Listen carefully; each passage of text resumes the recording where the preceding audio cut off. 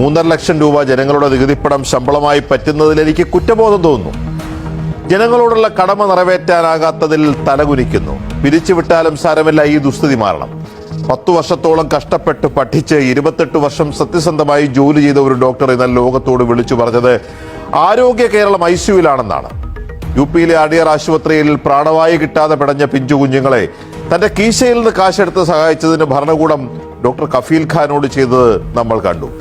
അന്ന് നമ്മൾ ഒറ്റക്കെട്ടായി പ്രതികരിച്ചു. കഫീൽ ഖാനെ കേരളത്തിൽ കൊണ്ടുവന്നു. കഫീൽ ഖാനെ കേരളം കേട്ടു, കേരളത്തെ കഫീൽ ഖാൻ കണ്ടു. പക്ഷേ ഇന്നലെ ഡോക്ടർ ഹാരിസ് തുറന്നു പ്രതികരിച്ചപ്പോൾ ആ ഭിഷഗ്വരനെ, സത്യസന്ധനായ ഒരു ഡോക്ടറെ ഇകഴ്ത്താൻ, വിരട്ടാൻ, സമ്മർദ്ദത്തിലാക്കാൻ എങ്ങനെയാണ് ആരോഗ്യ വിദ്യാഭ്യാസ വകുപ്പ് നോക്കിയത് എന്ന് നമ്മൾ കണ്ടു. എന്ത് സംഭവിക്കുമെന്ന് കാത്തിരിക്കണം. പക്ഷേ ഒരു കാര്യം ഉറപ്പാണ്, നിരവധി മെഡിക്കൽ കോളേജിലെ ഡോക്ടർമാരോട് ഇന്നലെ ഞാൻ തന്നെ വ്യക്തിപരമായി സംസാരിച്ചു.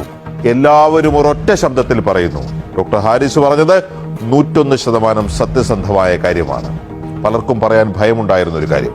അപ്പോൾ വാങ്ങുന്ന പണത്തിന് ജനങ്ങളോട് കുറ്റബോധത്തോടെ നന്ദി അറിയിക്കാൻ സ്വന്തം പണി പോയാലും വേണ്ടില്ല, എനിക്ക് സത്യസന്ധമായി ജോലി ചെയ്യുകയാണ് പ്രധാനമെന്ന് ചിന്തിക്കുന്നവർ എണ്ണത്തിൽ കുറവായിരിക്കാം. അങ്ങനെയുള്ളവരാണ് സത്യത്തിൽ വാഴ്ത്തപ്പെടേണ്ടത്. അങ്ങനെയുള്ള കുറച്ചു പേരുണ്ടായിരുന്നു ഈ നാട് നന്നായി പോയേനെമായിരുന്നു എന്നാലോചിച്ചു പോവുകയാണ്.